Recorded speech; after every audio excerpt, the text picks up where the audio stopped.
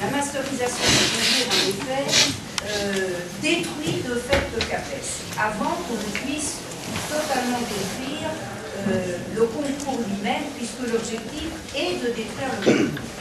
Ensuite, sont prévues, je pense que vous le savez, des suppressions de postes massives au budget 2009, 13 500. Ça, c'est avant le décret.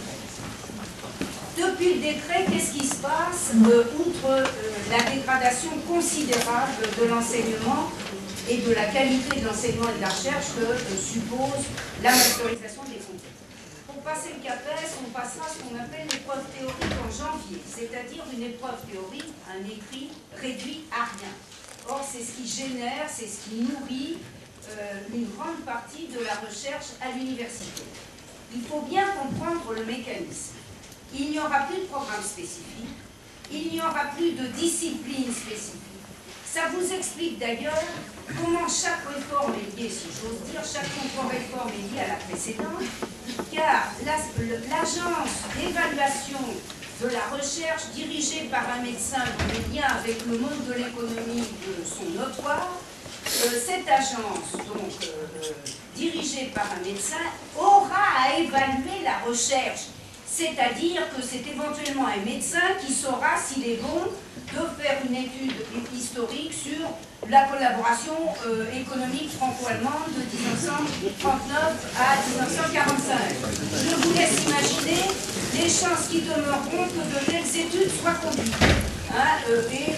Il en ira de même de la littérature italienne, de la sociologie, et c'est pas la peine que je vous fasse défiler de bottin. Ceux qui réussiront le concours, qui, vous le savez, ne pourront réussir le concours qu'en 5e année, au lieu de 4e année. Donc une année de sélection sociale en plus et une année de retraite en moins.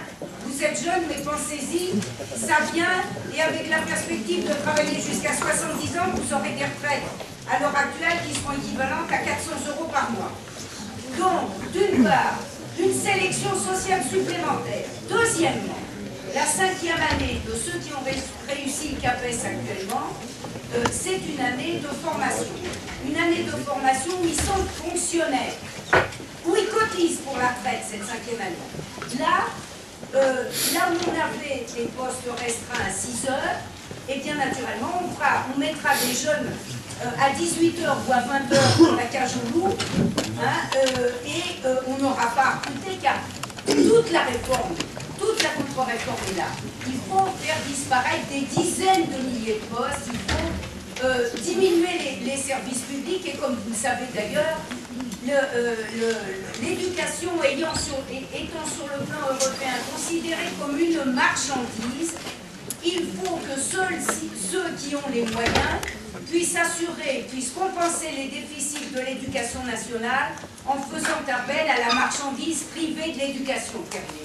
Que les enseignants-chercheurs ne mènent pas une lutte catégorielle de cacahuètes et de privilégiés, et que ce qui est en cause, c'est le statut de l'ensemble des salariés et des chômeurs de ce pays. Voilà ce que, ici, au nom de Paris 7, évidemment, nous irons porter, mandater par la dernière Assemblée Générale, j'espère par celle-ci, parce qu'il faut que les délégués à la coordination nationale s'en aillent à 1h15, c'est-à-dire porter ce pourquoi on nous a mandaté l'autre fois, la lutte contre les décrets, la lutte pour le rétablissement des moyens et des postes, la lutte pour la titularisation des précaires et le combat contre le nouveau régime des doctorants qui accentue encore le caractère précaire de leur situation.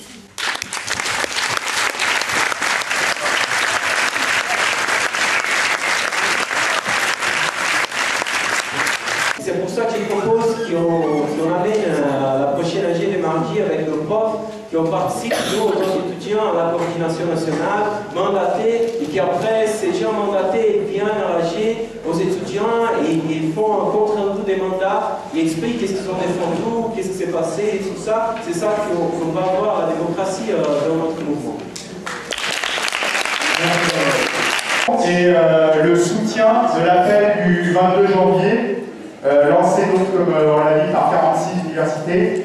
Alors, donc, elle déclare que si le ministère ne retire pas sans préalable le projet de décret sur le statut des enseignants-chercheurs, la réforme de la formation des concours, des recrutements des enseignants du premier et du second degré, l'université française se mettra en grève totale, reconductible et illimitée le 2 février 2009.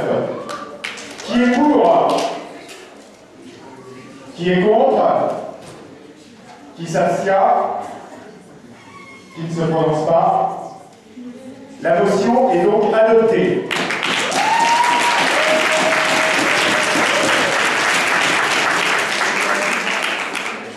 Moi, je voudrais juste vous dire une chose, c'est que il me semble, mes chers collègues, que la grève reconductible est commencée.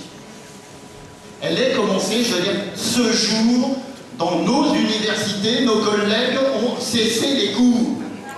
Et ils ont cessé les cours sur la base d'un appel. Qui est l'appel? Ils ont cessé les cours sur la base d'un appel. Lequel appel demande d'y une solution, Madame Pécresse? C'est le retrait des 2 décrets qui sont incriminés. C'est ce qui fait l'unité de tous les collègues. Certes, d'autres points peuvent être débattus dans d'autres cas et dans d'autres motions. Mais s'il est une chose qui unifie cette grève qui d'ores et déjà a commencé, ce sont ces 2 points. Alors moi, ma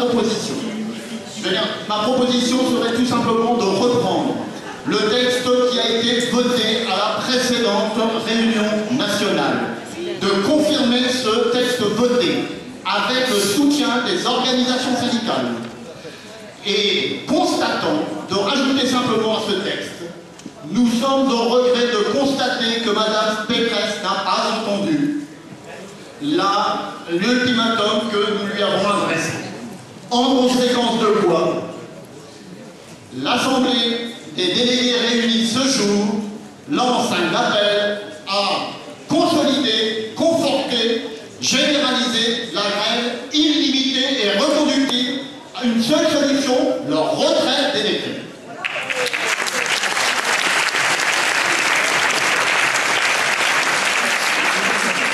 Et pour la participation donc, des délégués étudiants et enseignants à l'occasion des coordinations nationales qui pourraient être mises en place, je pense que ça doit être en train de se faire à l'heure actuelle.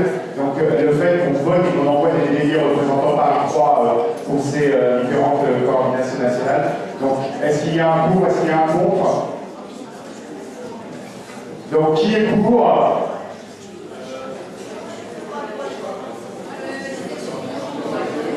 Qui est contre?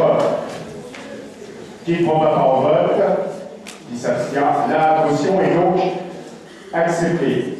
Et dernier vote, donc, qui est l'appel de la grève des étudiants Paris 3, une grève active, comme il a été indiqué, c'est-à-dire venir à l'université, participer à des actions communes avec les enseignants, informer nos camarades qui ne sont pas encore en grève, et être présent sur l'université, sur la fac.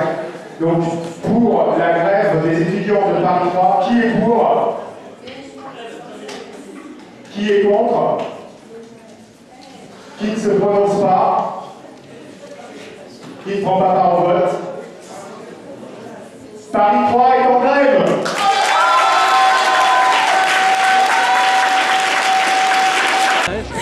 Non, si on est venu manifester, justement c'est dans le cadre de l'université, vu que moi je suis étudiante en histoire, c'est pour lutter contre la réforme du CAPES notamment, mais aussi la gaz de l'université de manière générale. Et là ce qui est important, c'est que c'est pas juste une grève de l'université, c'est une grève générale. Donc c'est tous les secteurs en fait en France qui se mobilisent contre Sarkozy, contre Nicolas Sarkozy et contre le gouvernement et ce qui est en train de se passer. Parce qu'il y a plein de choses très graves, autant sur le plan de la justice, de la liberté d'expression, sur le plan de l'audiovisuel aussi. Il y a vraiment beaucoup de choses qui sont dramatiques, et donc si on est là, et apparemment je crois qu'on est tous de jour, on essaye de faire en sorte que ça change et de montrer qu'il y a une force d'opposition en France qui est présente. E por que você está participando da greve hoje aqui? Ah, eu tô participando, eu acho que é o mínimo, sabe? Não participar, tem que participar, porque a educação está em crise, sabe? Tem problemas muito graves que estão sendo colocados e que não estão sendo reivindicações que não estão sendo levadas em conta, justamente porque é um governo fechado e, enfim, com pessoas muitas vezes incapazes e tal. Então acho importante, eu acho que é o mínimo mesmo, assim. Eu fico puto de ver a galera estudante, assim, não fazendo nada, quando na verdade diz respeito a eles, assim, de maneira às vezes muito direta, né?